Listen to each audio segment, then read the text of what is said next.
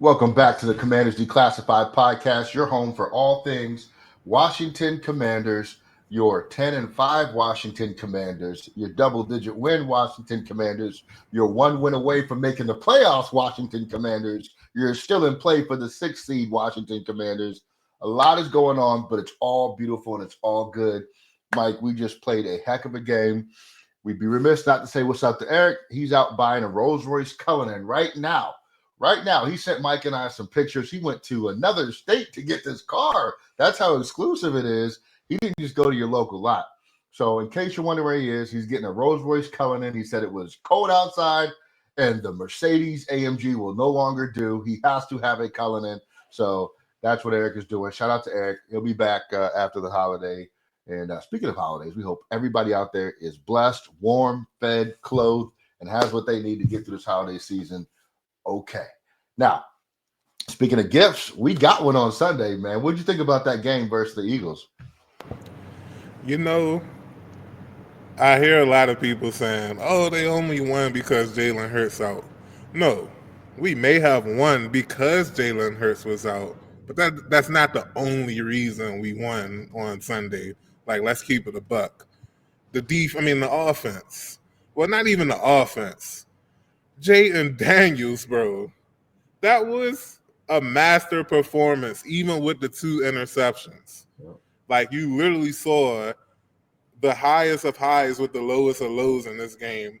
But the thing that remained constant, the thing that remained the same, is that when the game is on the line, give that thing to number 5 and let him cook.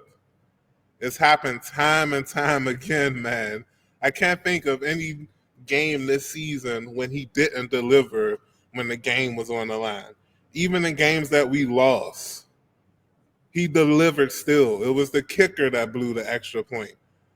So, like, that's, for me, that's the theme. That's the key or the summary of Sunday's game. I don't care if Jalen Hurts was out. Like, we've lost our starting quarterback this season, and we still hung 40 on the Panthers. I get it. It's the Panthers. The same team that almost beat the Eagles a couple of weeks ago, but I digress. Yeah, I mean, The bottom line is that even with Hurts out, the offense still had to do what they had to do yesterday to secure the win, to take advantage of Hurts being out, even though I don't think it was that big of a deal as people are making it seem. Because even if you give Philly the 7 when Hurts was out to make it 14-0, they still scored 19 more points after that. It wasn't like they were hurting on offense, no pun intended. So, yeah, like, I get it. Like, y'all lost Hurts. Y'all have sour grapes. But guess what? We'll probably be doing this again in 3 weeks. Facts. We'll see you in the playoffs. You know what? My favorite thing about our Eagles episodes is the Eagles fans. They go in the comment section. They go crazy in the comment section. I genuinely do appreciate them. I love Philadelphia. It's a great town. I've been there a lot of times. But I got to call some of you guys out by name because you told us we were crazy for thinking we were going to win. So I got a couple Eagles fans. You know, I love them. I respect them. They're from Philly. You know, they like the Eagles or wherever they're from. They might even be from Massachusetts and like the Eagles. I don't know. But shout out to Vincent Bailey with an O. He said, for whatever reason, the Commanders fans actually believe that they're better than the Eagles. So we proved we were. Let's go. Who? Billy Bad Bleep 311. He said wishful thinking with 4 Eagles when we said we win. Philip Bull Hurts his 6-2 career versus these crumbs and has aired out on y'all several times now. Birds made Daniels look like a scrub. Did they do that on Sunday? Now, mind you, these are comments from before the game. They were feeling themselves. Let's see. JDCS096, Barkley's contract. He was talking about the contract, the tush push. He said, all-pro selection, needless to say. He has all of that covered, so he's never angry when Jalen scores. He's talking about Saquon.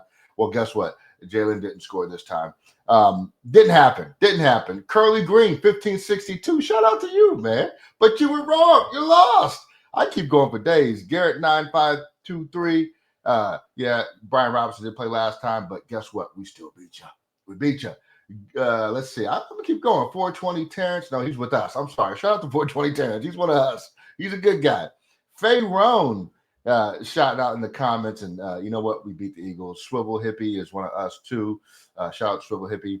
There's so many. Oh, Kaizen 29X. You don't seriously think you guys are winning this week, LMAO. This ain't depleted Saints team y'all facing.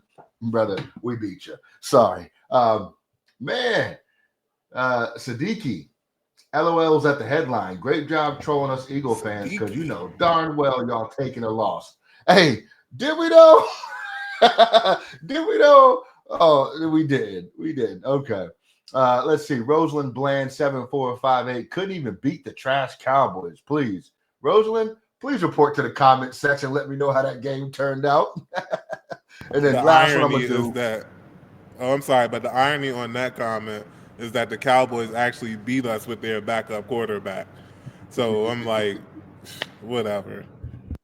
Yep. Yep. I'm gonna keep going. I got a couple more. Sorry, it's Christmas. I'm giving out Christmas gifts and I'm handing out coal to the Eagles fans. Franklin Carter, P9E. Y'all keep on worrying about the run. Y'all better worry about the pass game too. Brother, we stopped the run in the second half. Go _ B1RDS. That's Birds. Poverty franchise suddenly thinking they are relevant again. Sit down and wait your turn. Our number came up Sunday, by the way. Thank you, Go Birds. Marina Sands, 43-19. Eagles by 10 in the first quarter. That was it, though. Then we came back on it. All right. L Boogie 1978. I only read this one because that was my nickname, L Boogie, in high school. The most delusional fan base in the league. I blame Dallas for this. If they weren't injured, this wouldn't even be a conversation. Eagles 35-14, easy work. No, sir. Anyway, shout out to all the Eagles fans. Always love. I love when you guys get in the comments. You are the most active fan base out there when we post our episodes. Shout out to you guys. But hey, retribution, right? That get back is hitting different, as they say out there in the world. All right. My big take on the game was you saw that Jayden Daniels is elite as a rookie. The foundations of being an elite quarterback have been laid. There is no throw this man can't make, and there's no throw that he's not willing to make, right? And that is with our wide receiver group. With Diami even got hurt in the second half. Diami's probably a 3 or a 4 on any other roster at best. He was running as our 2 wide receiver last week, right? Terry McLaurin is elite. You know that already. Nobody in the league can cover him. Not even the standout rookie from the Eagles, who is very good, by the way. But Terry just took him to work, man. Took him to work. Saquon is a beast. Nothing I can say about Saquon. Like, literally nothing. He's good. I'm not going to hate. I'm not going to lie. I try not to do that. Saquon is an all-pro running Same back. with Brown, man. Yeah. A.J. Brown. What can you do with it? Nothing. He's good. He's going to get – now, those PI calls, let's talk about it, right? That was Those nonsense. PI calls. Two of those 3, absolutely. 2 out of the 3 were nonsense. Right. Can't do it. And then, of course, when St. Juice got a game, we started cooking a little bit. But we ain't going to talk about that, though. We're not going to talk about it. But, you know, it is what it is. Hurts got off to a strong start. I mean, they were moving that ball. Shout out to Hurts. And it was a clean hit. Didn't hit that man in his head. He just hit his head on the ground. And sometimes that happens playing quarterback, which is one of my greatest fears with Jayden Daniels, right? But, hey, it happened how it happened. But our quarterback is clutch. If there's an Eagles fan out there that is going to get in the comments and say Jayden Daniels isn't great or sucks, I want to see who that is because we called you out by name next time. But again, shout out to the Eagles fans, all in good spirit, all in good fun. But you caught that L though. All right, we're gonna flip the page. Now we are 10-5. We got the Falcons coming in. We win this game, Mike. It's playoff time, right? Like it's big playoff time. So the Falcons just beat the Giants, as a matter of fact, and who was their quarterback for the Giants? I don't even know. Was it Drew Lock? I think it was. Yeah, it was for the Lock. Giants. Yeah, and Penix came in. He showed out a little bit. They won 34-7. And what was most impressive probably was their defense. 2 pick sixes against the Giants. And Penix was balling. You saw Kyle Pitts looks like an uninterested player. I will say that. Kyle Pitts has no interest in being a good tight end in the NFL. I don't know what that brother's doing. But, hey, they were good anyway. Just give me your early perspective before we dive too far in on this Falcons team. They expect a jolt with the benching the Cousins and putting in Penix. It's not that they necessarily gave up on the season. It just, felt like they could use a boost from Penix. If Cousins was a bit healthier, I feel like he would have had a greater season in this Atlanta offense. But I don't know. It's December. It's football. It's going to be prime time. Anything can happen. Absolutely. And never say never. Now, one of the most dangerous weapons that the Falcons have, and I know because, again, this was a member of my fantasy team earlier in the year before I traded him away like an idiot, is Bijan Robinson. Now, Bijan has a lot of similarities to Saquon in terms of running style. Very elusive and in limited space, right? A powerful runner. Has a nose for the end zone. So what's your initial concerns with Bijan coming into this matchup?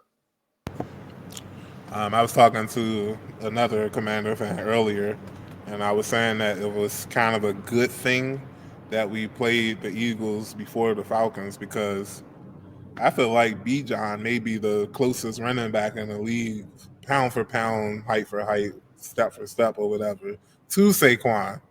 And it's nice to see him actually doing something in Atlanta other instead of not doing anything like the previous mentioned Kyle Pitts, who's probably going to cook us Sunday now that we're trashing him on the show. But yeah, whatever. But as far as Robinson, like I just like his all around game, man. Like whatever you remember him being at Texas, you're starting to see that now in the NFL, especially this season. It started off shaky, but he was a rookie, a running back. Like it's going to take some time, and it's not like Atlanta was lighting the world on fire on offense anyway. So I expect him to do some damage. Like Washington has shown that they struggle stopping the run. Yeah, they did well versus Barkley in the second half, but we can't ignore that the first half happened. So they're going to have to, fine tune that defense. Jonathan Allen's coming back hopefully this week. It looks like signs are pointing towards that. And yeah, it'll help stop Bijan because I think he is that good of a running back that you need every single person you can to stop him. Yeah, and then if you stop him, then they got Tyler Algier too in the back, so they can bring out. He's really more of their hammer type runner. One thing I would say is like at least against the Giants, Bijan with Penix got no work in the passing game. Now they didn't really need it either; they were winning by so much. But that's something I'm gonna keep an eye on because I think one of the things that concerned you about Saquon is Saquon in the passing game. Remember, he caught that wheel route down the sideline. And Bobby Wagner, I believe it was, knocked it out the very last second after he had already caught it on the ground. And by the way, I think if the Eagles challenged that, they probably would have won that challenge because I think Saquon had control of that ball long enough to establish a catch. But if Bijan's in the passing game, then that's where I get really concerned with him. He is a phenomenal runner, though. They do mix it up a little bit. Penix does not run the football. Generally speaking, he's not a runner of the football. So that helps. At least you know where he's going to be in the pocket. Their receiving core is not great. It's good. I think pound for pound, they might be. I think I'd give them the edge over our receiving core a little bit. Not by much, though. I think so. Like, I mean, Terry's in his own tier, make no mistake. But after Terry, there's a pretty significant drop off on our side. They have Drake London, who's a good receiver. He's young. He's maturing. Is he Mike Evans like everybody thought? No, but he's good. They have Darryl Mooney. He's kind of having a renaissance year. I think he was in Chicago for a little while and then came over here. And they have Ray McLeod. Never sleep on a man named Ray, okay? Ray McLeod's a pretty good receiver. He's not all world, but he's good.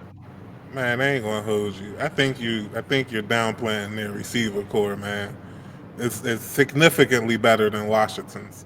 If you take away McLaurin and London and leave the remainder of the receivers, give me the Atlanta Falcons receiver over Washington's 10 times out of 10. Like it's not even close. And I like our receivers, but those other I've used them in fantasy, so I know that they're at least reliable.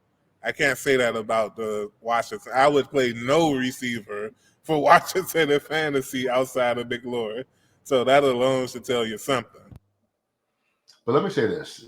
There's no receiver on the Falcons that if Lattimore can play, I'm not worried about the receivers after that. I think Sandwich Drill is going to cover Mooney or whoever's left, and then we'll just figure the rest out, right? Chin will be all over the place. I'm not worried. If Lattimore can't go, I'm concerned. I don't care who it is, right? It could be Julio Jones right now, like at his current age, going against Benjamin St. Juice, and he's going to go for 206 touchdowns. So I'm just really hopeful Lattimore can go because we need him. All right.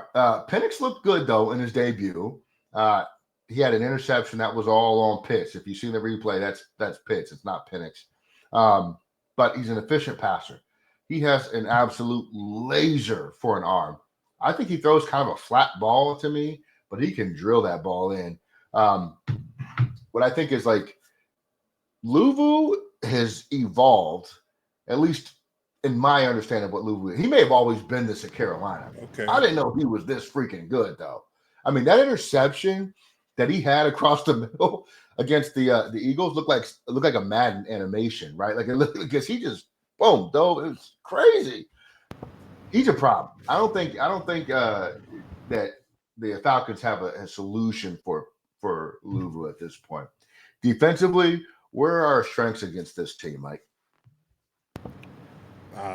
Just piggybacking off of what you said, this front seven, they've been playing pretty decently.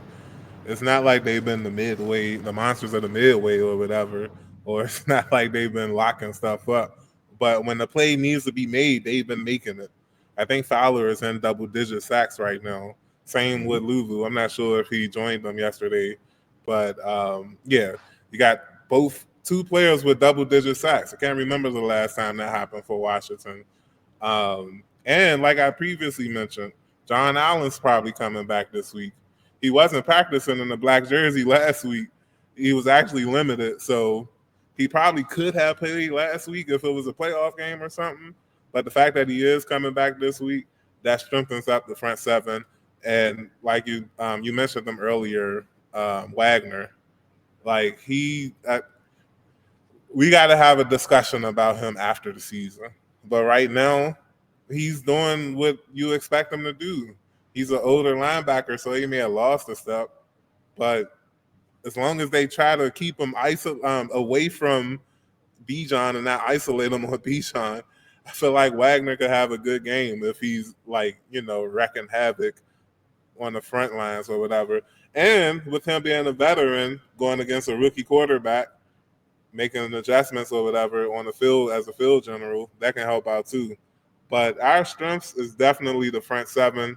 And I know you didn't ask for any weaknesses, but I'm going to just go ahead and tell you, like you said earlier, if we don't have Lattimore, the secondary is awful. I don't know how in the world we're ranked 4th right now in passing defense. I think it's 4th or 5th. I can't remember. But we're 4th in passing defense and 10th in overall defense right now. I don't know how that is happening.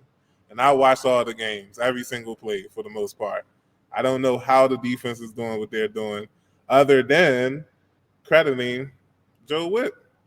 Like, it's obvious that maybe that's the advantage. Maybe Joe Witt is the advantage. Maybe our play caller, maybe our coordinator is the advantage for this game. But like you said, like I said earlier, I don't know how this defense is ranked in the top 10 right now. But I love it, and I want some more of it. It's a beautiful thing, man. Quan Martin, you're talking about conversations we got to have. I got a few players that we got to have conversations about at the end of the season, but Quan Martin is one of them. I don't know what he's doing in pass coverage over the top. Yeah, he's that dude. He was right. He was right there, Ali. He was right there, and for some reason, it was the softest coverage I ever seen in my life. It's like he wanted AJ Brown to catch the pass. Like it's crazy. I just pictured like Sean Taylor being in that position. Do you know what would have happened to AJ Brown? Either that ball was getting picked or he was getting hit. But I'm sorry, I didn't mean to cut you off. But that play really, that play and the 4th down play with St. Juice, those two plays really pissed me off yesterday. I hurt my soul. But you're right. Like, yeah, I'm good on Quan Martin now. I'm good on John Bates too. We got to have a conversation about him too. He man, no, we're not doing that though. That's later in the off season. But we're gonna keep going forward. All right. So special teams wise, I think we found something in Luke McCaffrey returning kicks. I was very, very happy with him returning the ball. And I just love to see Jamison Crowder catching punts because that ball doesn't bobble, it doesn't wobble, it doesn't do anything. It just right in the basket, and he's out of here, man. I love it. And if you don't get a bunch of yards, what I saw was Zacchaeus was like he was juggling the ball before he caught it and brought it in, man. So special Playing teams, baseball we got out better there all with that across joint. the field. Huh?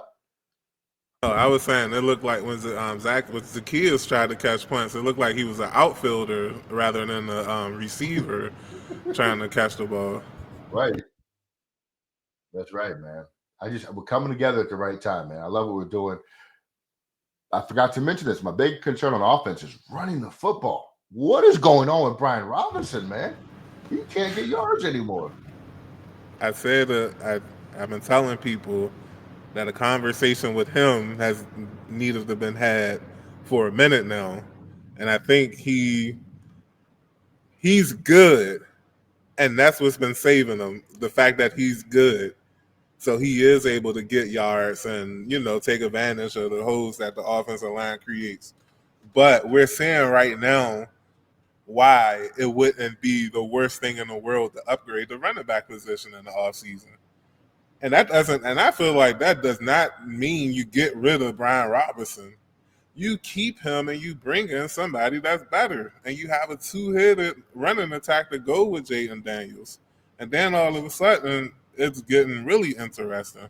But you're right. I don't know if it's solely on him. I don't know if it's on the O-line. And I don't know if it's on the teams that we've been playing.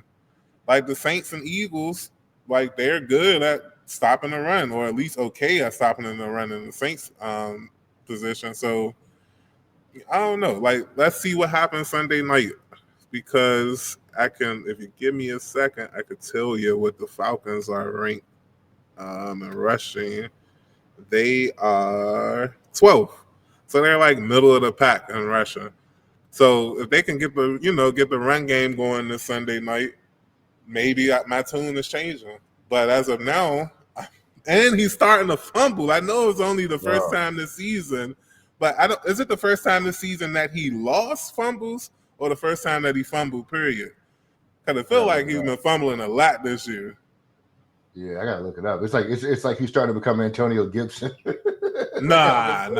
I ain't going that far, Ellie. I'm not going that far. I'm just saying, like, it's a concern, and a lot of people get on me for talking about next year so much. But I mean, why can't I look towards the future with how good this year has been, and we don't even know what's going to happen at the end? But I'm just saying, like, if you want to be one of the best, and I'm ready to be one of the best. I've been mediocre for the entirety of my Commander fandom. So I'm ready for some success. I don't want to be patient. I want to start competing as soon as possible, even if that is in this upcoming January. So, yeah. But as far as Sunday night, if they can get it going, that just makes the potential of a blowout that much bigger, in my opinion. Yep. I think you got to get on them early, get up early, and don't let them ever enter the game. And if that happens, I think this is the Falcons team that will shut it down, and we're going to be all right. So, speaking of which, Sunday night, give me your score prediction for the game. What do you think happens? I said last week that we would beat the Eagles by double digits. I wasn't feeling too good when I said that, but I am this week. I really feel like the Falcons is food, man. They're running into a buzzsaw right now. Washington, even in losses, they're still playing some damn good football, excuse my French. But it's hard for me to look at how Atlanta has been playing the last couple of weeks and think that they could come to Northwest Stadium. There's so many name changes in this franchise. It's crazy. But anyway, that they could come into Northwest Stadium and beat this team on Sunday night, I don't think so, especially with Jayden Daniels. And that's the key player. Like, No disrespect to Matthew Judon. No disrespect to my man Garrett from the Falcons. I mean, Grady Jarrett from the Falcons. But this is Jayden Daniels' game. This is his stage. And I feel like he's going to show up. He's going to perform. I don't think he's going to score 5 touchdowns. But we're going to leave this game Sunday night like, man, I can't believe this dude is our franchise quarterback. Commanders, 33, Atlanta, 13. Okay. I like it. I like everything you said, man. That's power in words, man. I love it. I'm going to say it's going to be a good game. Jayden Daniels, he shines when the lights are brightest. You saw it at LSU. You're seeing it in the NFL, right? Sunday night, prime time. It's going to be great. I'm going to take the Commanders. I think we go up 42 points again this week. I think we get the running game going. yeah, 42 points. We're going to cut out the turnovers and just get tutties. That's it. And I think the Falcons are probably going to score 22. We're going to win by 20 this week, 20 piece. And you're right. Everybody, the whole nation's going to say with one voice, Jayden Daniels is that dude. Jayden Daniels is him. He's already got Rookie of the Year locked up. Now it's just going to add, what kind of hardware does he want to add to the closet, right? Is he going to get back in the MVP conversation? We'll see. But it's going to be a great game. Luke McCaffrey gets his first touchdown of the season this week. That. I'm putting it on. I was going to say wax, but we don't have wax. I'm putting it in the air. It's going to happen. Commanders 42, Falcons 22, and it's never close. They just score a couple points late, but we're not worried. We're not worried at all. Mike, I hope you have a great holiday with your family. I know I'm going to have a great one with mine. Everybody that's been riding with us, thank you. It's been a great year, a phenomenal year of having you guys keep rocking with us. Stay tuned for next year. It only gets better from here. Shout out to everybody that catches us on the radio, on the audio platforms, YouTube, anywhere you can find us, we're there. But look, we got a great team, and we're going to keep putting out great content to support that great team. Hit the like button, notification button, subscribe, whatever it is you can do, wherever you are, to stay locked in. Do that, and we appreciate you. And we'll catch you on the flip side of the holiday. Go Commanders, crush those Falcons, just like you did with those Eagles. We are out of here. Bear season.